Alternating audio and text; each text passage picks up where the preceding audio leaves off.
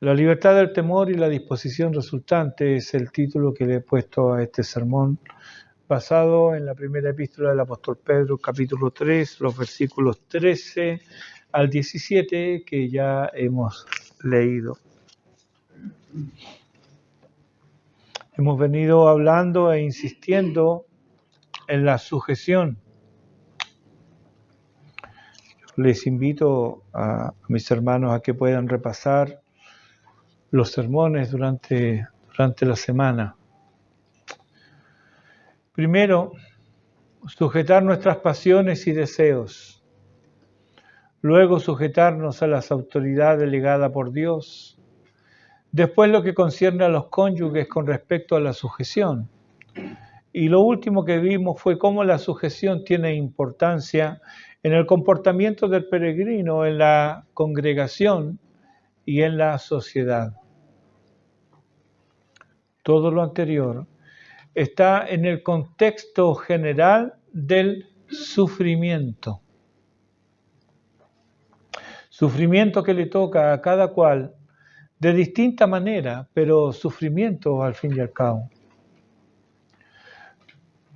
Con todo lo que se relaciona el peregrino de este lado del cielo, tarde o temprano el sufrimiento irrumpirá en su vida, pues no hay relación que no sea tocada y afectada por el pecado.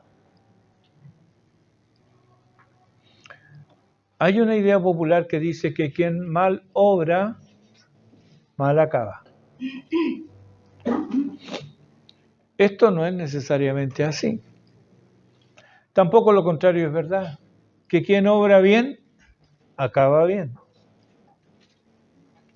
La Escritura, la historia y la experiencia se alzan contra esta idea. Eclesiastés, por ejemplo, 8:14 dice: hay justos a quienes sucede como si hicieran obras de impíos.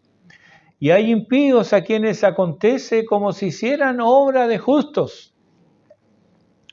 Y antes, en el versículo 10 de ese capítulo 8 de Eclesiastés, dice Salomón: he visto a los inicuos sepultados con honra, mas los que frecuentaban el lugar santo fueron luego puestos en olvido en la ciudad donde habían actuado con rectitud. Es importante tener en cuenta, para lo que continúa, tener esto en cuenta, para no afirmar, ni menos creer, cosas que Dios ni afirma ni promete. Tres conceptos se desprenden de nuestro texto hoy. En primer lugar, Dios protege a los que obran bien. Vamos a ver de qué se trata esa protección. De lo anterior, en segundo lugar, se desprende que no debemos temer y aprovechar las oportunidades para dar un buen testimonio. Y en tercer lugar, si padecemos, que sea por hacer el bien y no por desviarnos al mal. Veamos entonces nuestro primer punto: Dios protege a los que obran bien, versículos 13 y 14, la primera parte. Dice: ¿y quién es aquel que os podrá hacer daño si vosotros seguís el bien? Más también si alguna cosa padecéis por causa de la justicia, bienaventurados sois. Cuando decimos Dios protege a los que obran bien, ¿a qué nos referimos? ¿Significa esto que no nos tocará el mal? No, hermanos. Buenos padres han experimentado el dolor que han traído a sus vidas sus propios hijos. ¿Qué mal ocasionó la muerte cruel de Abel por mano de su hermano? La verdad es que no hay santo que no haya experimentado dolor y sufrimiento por enfermedad, por ingratitud de seres queridos, por traición de amigos, por pobreza, por necesidad o por duelo.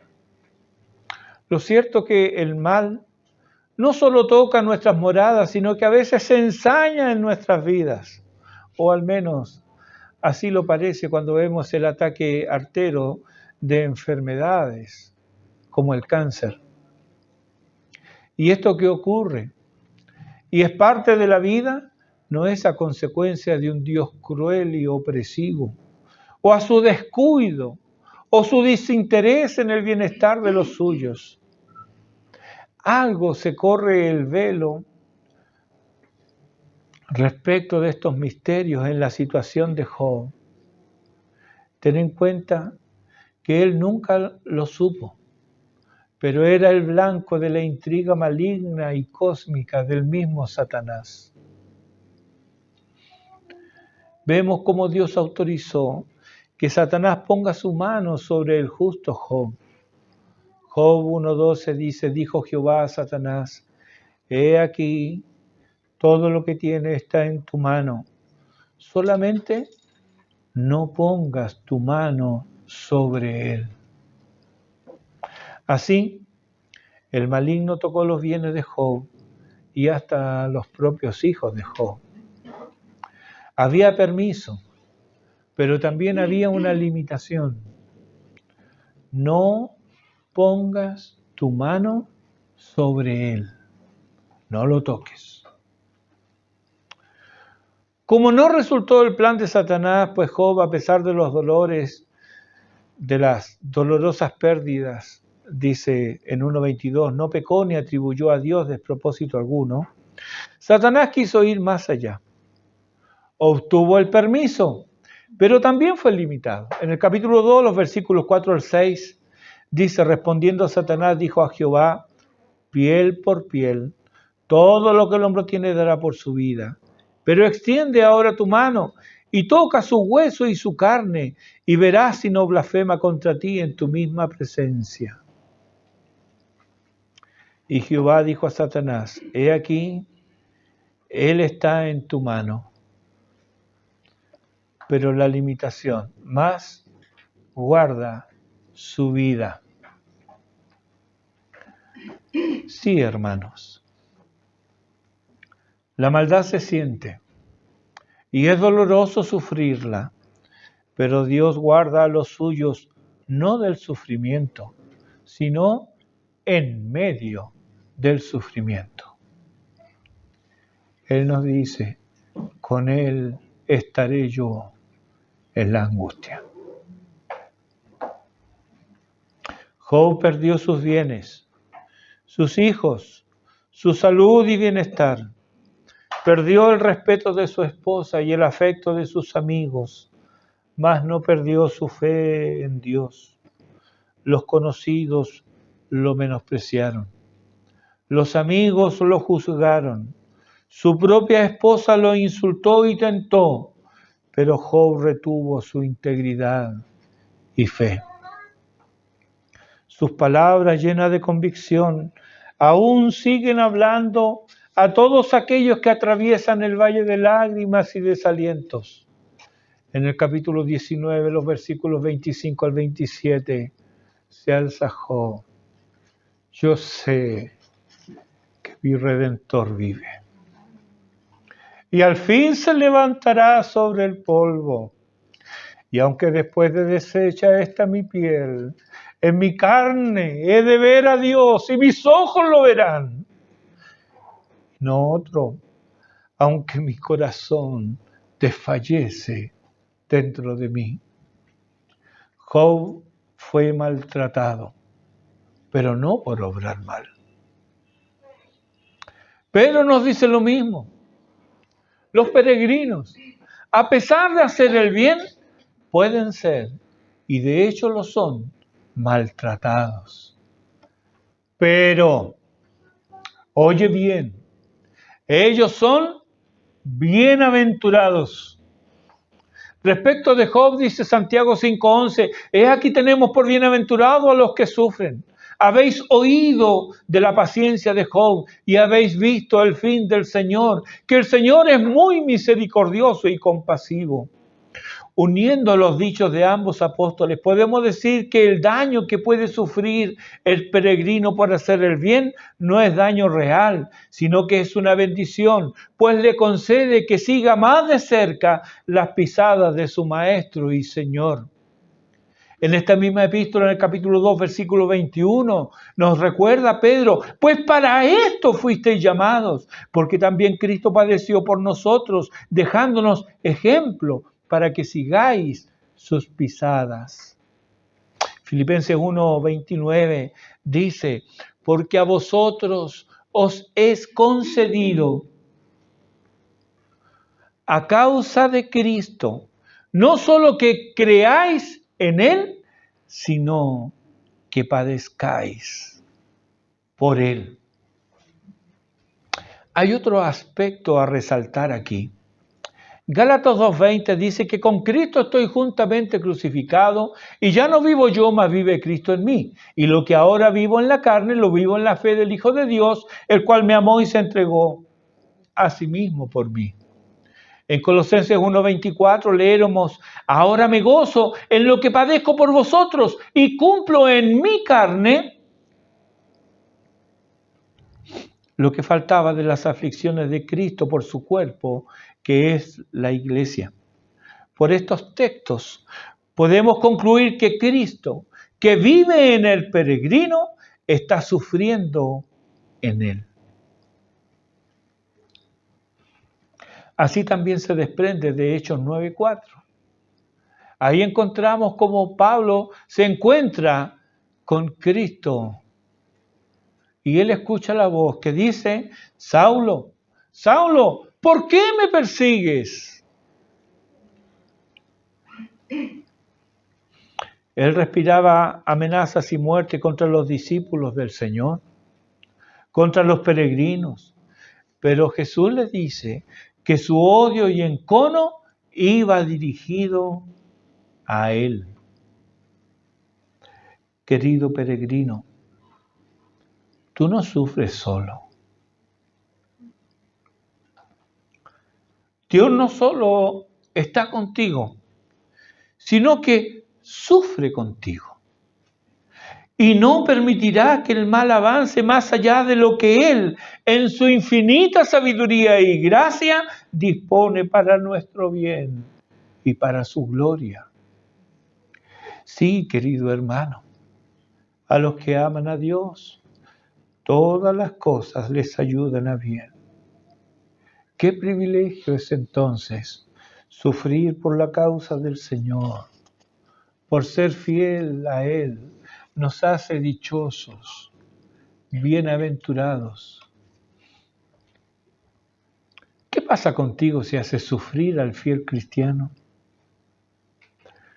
Dios se apiade de tu alma, pues tu adversario no es el peregrino a quien te opones, sino al mismo todopoderoso Dios. Dijo Jesús a Pablo, yo soy Jesús, a quien tú persigues. Y él respiraba odios y amenazas, no contra Cristo, sino contra los discípulos. Oro que Dios te conceda entonces, si este es tu caso, que te conceda arrepentimiento y pueda volver tu corazón a Él, tal como lo hizo con Saulo. Nuestro segundo punto es que debido a que Dios protege a los que obran bien, no debemos temer y aprovechar las oportunidades para testificar. Los versículos 14 al 16 dice, por tanto, no os amedrentéis por temor de ellos, ni os conturbéis, sino santificad a Dios el Señor en vuestros corazones y estad siempre preparados para presentar defensa con mansedumbre y reverencia ante todo el que os demande razón de la esperanza que hay en vosotros, teniendo buena conciencia, para que en lo que murmuran de vosotros como de malhechores, sean avergonzados los que calumnian vuestra buena conducta en Cristo. Pablo escribe en Romanos 15:4, porque las cosas que se escribieron antes, para nuestra enseñanza se escribieron, a fin de que por la paciencia y la consolación de las Escrituras tengamos esperanza. Esta convicción de Pablo respecto de lo revelado en las Escrituras es también compartida por los apóstoles, pues Pedro aquí recurre al profeta Isaías. Era también tiempo de angustia y desazón para los fieles, con un gobernante impío y amenazas de invasión por parte de enemigos crueles.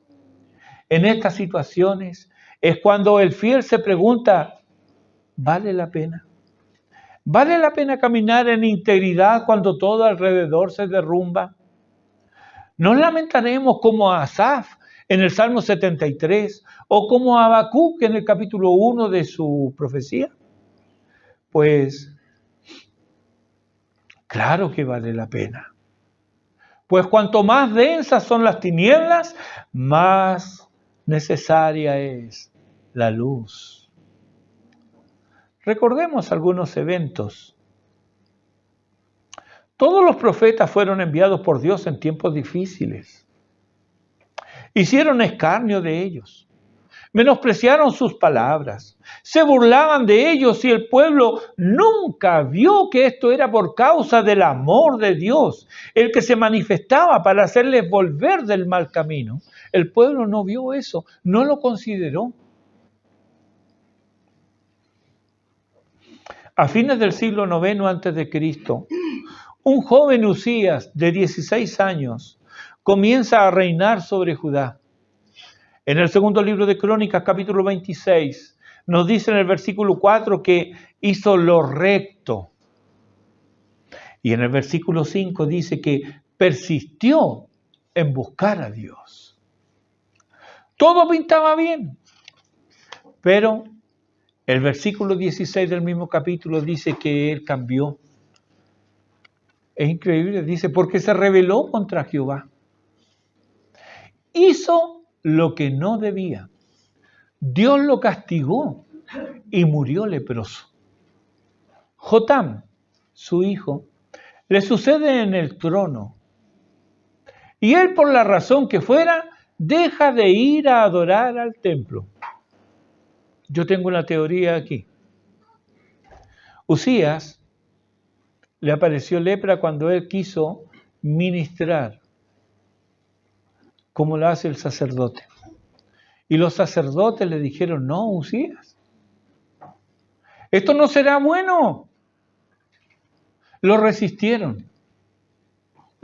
Y él se envalentonó. Y al instante, dice el texto, le apareció la lepra en la frente. Lo sacaron. Y el texto es bastante escueto porque dice, y murió leproso. Quiso hacer algo que Dios no lo había llamado a hacer. Los sacerdotes se le opusieron.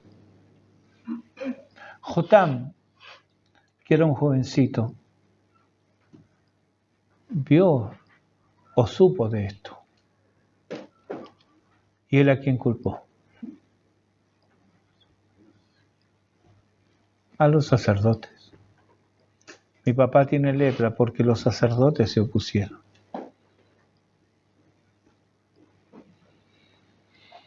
No queremos parecer tan impíos como para echarle la culpa a Dios. Pero encontramos un culpable de carne y hueso frecuentemente, que no somos nosotros. Eso pasó con Jotam. Le sucede el trono, pero él no va a adorar al templo. El segundo libro de Crónicas, capítulo 27, y en el versículo 2 dice que no entró en el santuario de Jehová. Pero el pueblo continuaba corrompiéndose. Jotam fue un buen hombre, pero dejó de ir a adorar. Luego de su muerte le sucede su hijo Acaz. Su padre no fue a adorar, pero este, nos dice 2 Crónicas 28-24, cerró las puertas de la casa de Jehová. Si en tiempos de su padre Jotam el templo estaba abierto, sin embargo, el pueblo continuaba corrompiéndose, ¿cómo sería si ya la adoración pública no existía porque el mismo rey se había encargado de cerrar las puertas a la adoración pública? A la corrupción interna se añadía la odiosidad de Peca, rey de Israel, y la crueldad de Sicri de Efraín.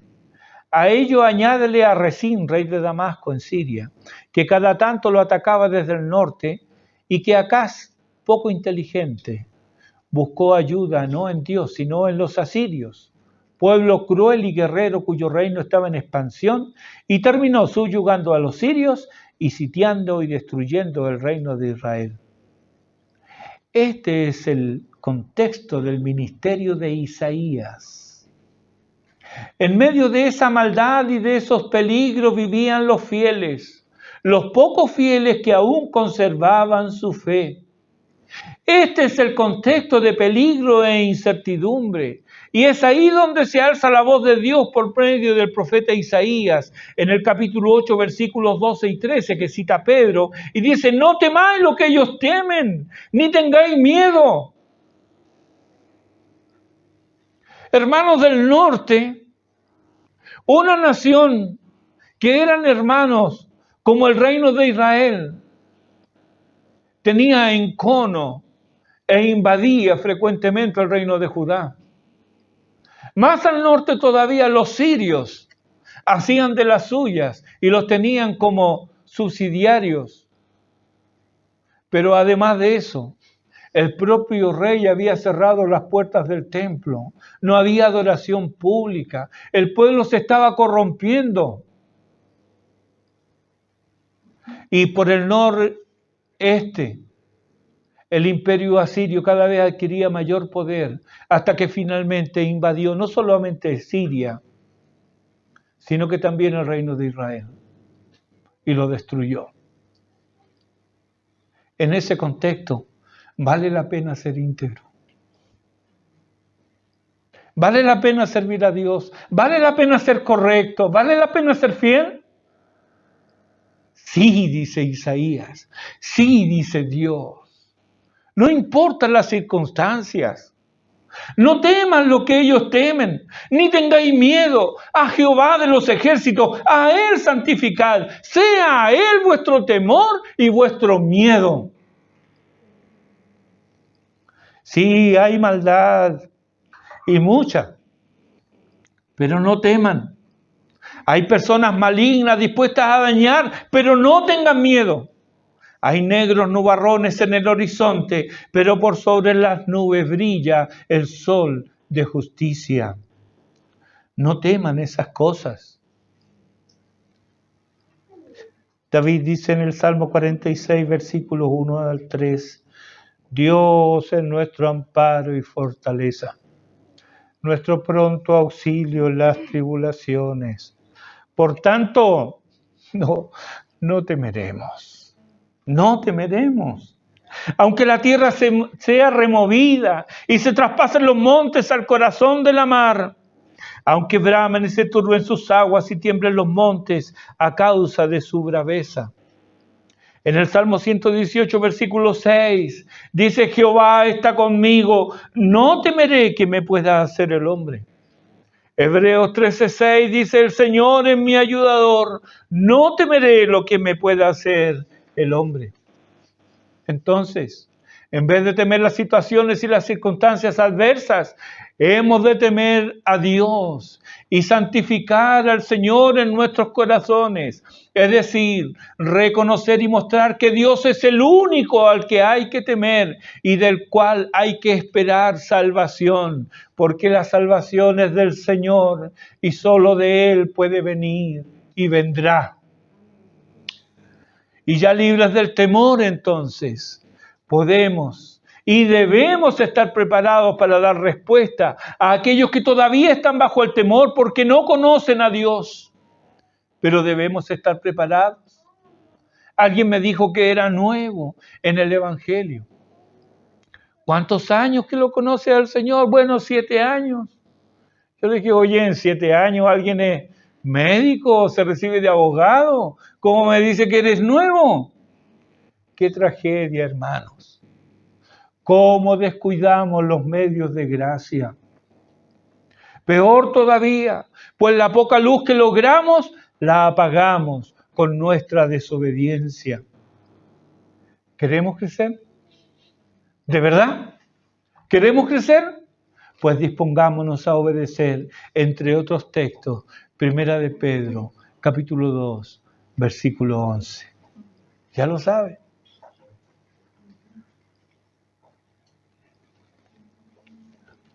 Amados, yo os ruego, como extranjeros y peregrinos, que os abstengáis de los deseos carnales que batallan contra el alma. No podemos santificar a Dios en nuestros corazones si no nos abstenemos de los deseos carnales, nuestros deseos carnales. Y si no santificamos al Señor en nuestras vidas, tampoco estaremos preparados para dar testimonio del Evangelio, testimonio de Cristo. Nuestras vidas, nuestras acciones deben ser atractivas, no repulsivas. Y ya en este punto, Pedro nos dice más. Nos dice que este testimonio debe ser presentado con mansedumbre, con amabilidad. No necesitas levantar la voz. Vigila no solo tu lengua, sino también la fuerza de tus pulmones. A la mansedumbre se une la reverencia, el respeto. Recuerda que no lo sabes todo y que no lees los pensamientos ajenos. Cuidado con no, ya sé lo que me va a decir. No, si no sabe. ¿De cuándo que lee los pensamientos? Oye, escucha. No interrumpas el argumento del otro. No te burles. Recuerda que es labor del Espíritu de Dios convencer al mundo. Tú no has sido llamado a convencer a nadie ni a ganar debates. Has sido llamado a dar testimonio de la verdad y para ello debes prepararte doctrinalmente. Conoce tu Biblia. Conoce tu confesión de fe. No repitas lo que siempre decía fulanito, porque es probable que eso que él decía sea un error.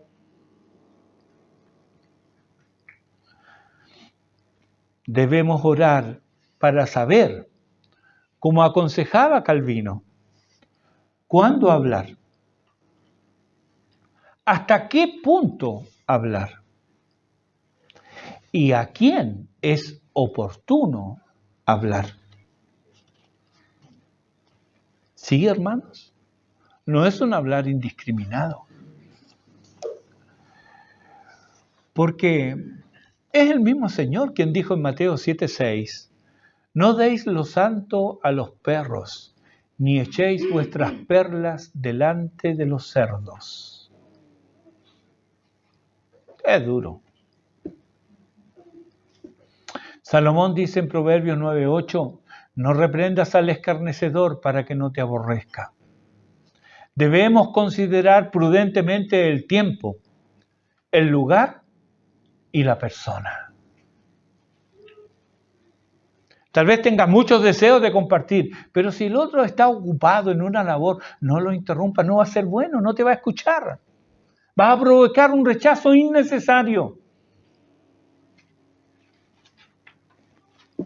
Recuerdo, estaba trabajando en una empresa y yo estaba en mi lugar de trabajo y vino otro supuesto evangélico y me hablaba que la gente alrededor toda era muy dura, que no escuchaban el evangelio, que no querían escuchar. Y yo le dije, oye, ¿a ti te contrataron para predicar acá adentro? Y se quedó así. Pero es mi deber predicar, claro que sí, en tu tiempo. Pero a ti y a mí nos contrataron para trabajar aquí. Tú ahora mismo me estás interrumpiendo. Por favor, retírate. Tengo trabajo. No me habló nunca más, pero él nunca entendió eso. Bueno, lo despidieron después. Él decía que era por la causa de Cristo, pero no. Lo despidieron por sacar la vuelta, por flojo, por hablar en vez de trabajar. Debemos conocer el tiempo. la oportunidad.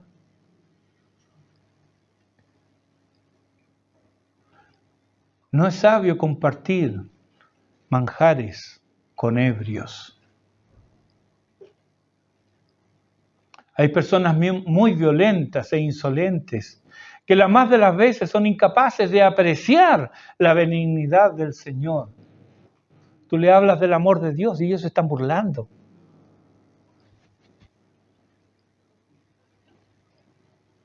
Otros están siempre dispuestos a la burla. Y hay otros como Nabal. El primer libro de Samuel, capítulo 25, versículo 17, dice de Nabal que era un hombre tan perverso que no hay quien pueda hablarle. Hay gente así. Nuestro testimonio no solo debe ser entregado con mansedumbre y reverencia, con amabilidad y respeto, sino también con limpia conciencia. Hechos 24:16, y por esto procuro tener siempre una conciencia sin ofensa ante Dios y ante los hombres. Esto acompañaba el testimonio de Pablo y es la encomienda a Timoteo en 1 Timoteo 1:19, manteniendo la fe y buena conciencia. No es con la fe lo que crees, sino cómo lo vives y lo expresas. No es solo con la fe, es cómo lo vives, cómo lo expresas. Hermanos, ¿verdad que necesitamos la ayuda de Dios? Que la vergüenza no sea nuestra al testificar de Cristo o al ser señaladas nuestras malas maneras, sino que nuestra conducta avergüence a los adversarios del Evangelio. En tercer lugar y por último, si padecemos, que sea por hacer el bien y no por desviarnos al mal.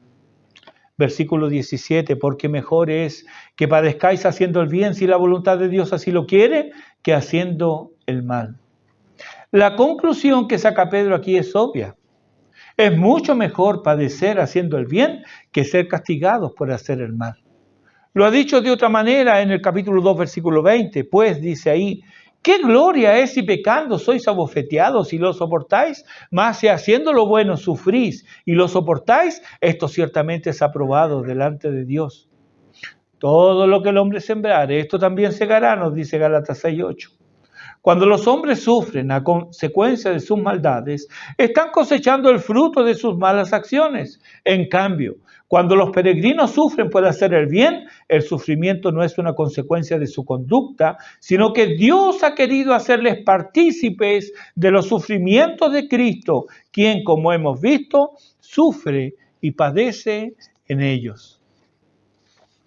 Ramsay Michaels escribe, quizás le toque a los cristianos sufrir y morir bajo el juicio de cortes paganas, pero ellos tienen la promesa de que serán vindicados cuando se den vuelta las mesas y la injusticia de los tribunales humanos dé lugar a la perfecta justicia del tribunal de Dios. Muchas lecciones podemos sacar del texto de hoy. Las palabras de Pablo en Romanos 8, 38 y 39 son pertinentes aquí. Estoy seguro que ni la muerte, ni la vida, ni ángeles, ni principados, ni potestades, ni lo presente, ni lo porvenir, ni lo alto, ni lo profundo, ni ninguna otra cosa creada nos podrá separar del amor de Dios que es en Cristo Jesús, Señor nuestro. Nada, ni nadie podrá separarnos. Podrá dañar al peregrino que está en Cristo.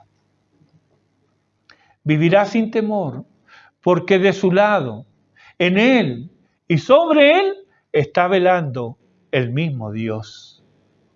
Por ello puede dar testimonio de la esperanza gloriosa que en él anida. Pero debemos prepararnos, debemos conocer nuestra fe, nuestra Biblia, nuestra confesión. Debemos vivir la fe que profesamos y así, con limpia conciencia, sin tener nada que ocultar o que manche o anule el testimonio, con amabilidad y respeto debemos compartir las buenas nuevas de salvación, que Cristo Jesús vino al mundo a salvar pecadores. Y si Dios ha dispuesto para nosotros el sufrimiento, también Él ha dispuesto abundante gracia y ánimo y consuelo para el peregrino. Al mirar atrás, que nuestra mirada se extienda hasta ver al Cordero de Dios que quita el pecado del mundo. Nadie como Él sufrió tanto por hacer tanto bien. Recordémoslos en Isaías capítulo 53, los versículos 3 al 11.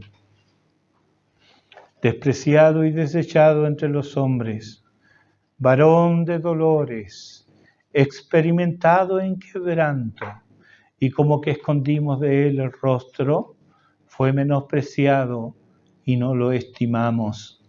Ciertamente llevó él nuestras enfermedades y sufrió nuestros dolores, y nosotros le tuvimos por azotado, por herido de Dios y abatido. Mas él herido fue por nuestras rebeliones, molido por nuestros pecados. El castigo de nuestra paz fue sobre él, y por su llaga fuimos nosotros curados. Todos nosotros nos descarriamos como ovejas, cada cual se apartó por su camino, mas Jehová cargó en él el pecado de todos nosotros. Angustiado él y afligido, no abrió su boca. Como cordero fue llevado al matadero, y como oveja delante de sus trasquiladores, enmudeció y no abrió su boca. Por cárcel y por juicio fue quitado. Y su generación, ¿quién la contará? Porque fue cortado de la tierra de los vivientes, y por la rebelión de mi pueblo fue herido. Y se dispuso con los impíos su sepultura, mas con los ricos fue en su muerte, aunque nunca hizo maldad, ni hubo engaño en su boca. Con todo eso, Jehová quiso quebrantarlo, sujetándole a padecimiento. Cuando haya puesto su vida en expiación por el pecado, verá linaje, vivirá por largos días, y la voluntad de Jehová será en su mano prosperada. Verá el fruto de la aflicción de su alma y quedará satisfecho. Por su conocimiento justificará a mi siervo justo a muchos y llevará las iniquidades de ellos. Que Él, al mirarnos a nosotros, quede satisfecho. Oremos.